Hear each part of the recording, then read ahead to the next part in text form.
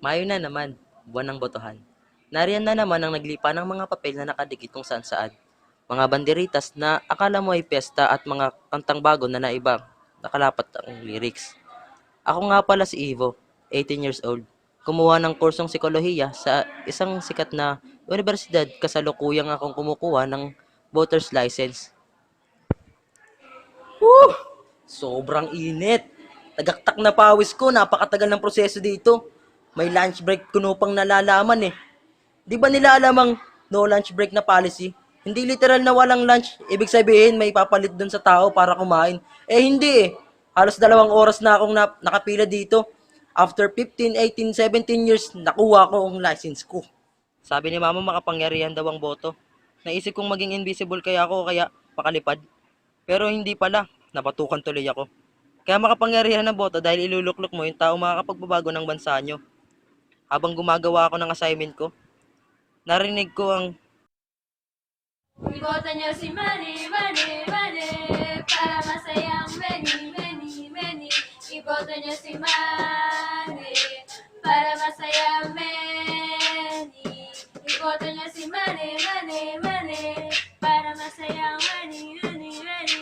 Iboto niyo si Manny, para masayang many.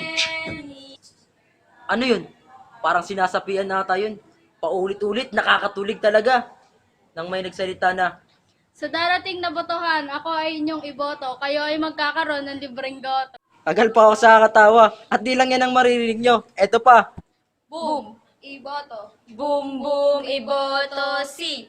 Itoy. Tara, iboto si. Itoy. Boom, boom, iboto si. Isang mainit na tanghali, ako'y naglalakad pa eskwela. May mga lalaking nakasalamin.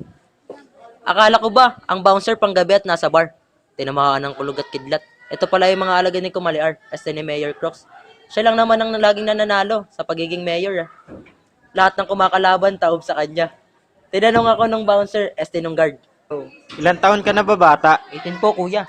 Akala kong anong gagawin sa akin, kinabahan ako. Akala kong dumukot si bodyguard 1 sa bag niya. Ito ay malaki, mahaba, kulay brown, matigas na. Envelope! Pag-iisip nyo guys, grabe kayo ha. Tanggapin mo.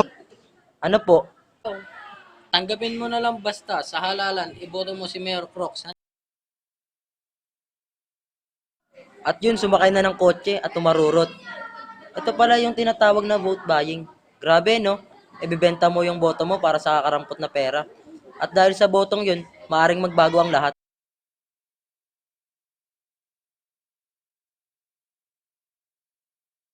Botohan na! Andyan na.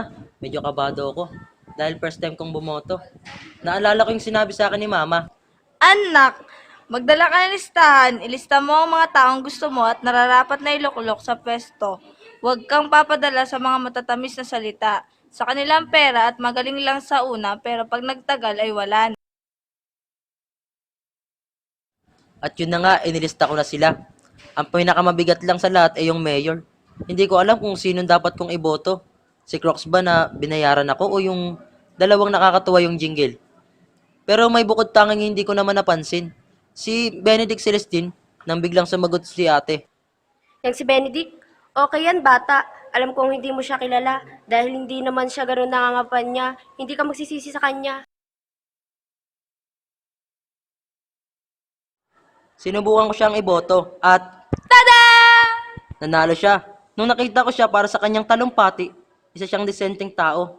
Walang aborloloy, hindi tulad nung si Crocs. Mukhang Christmas tree sa sobrang daming alahas. Lumipas ang panahon, naging maganda ang aming bayan. Dahil sa kanya, payapa, maganda, organisado, at ngayon, scholar na ako dahil sa kanya. Kaya sa mga taong first time boboto, maging wais, iboto ang karapat dapat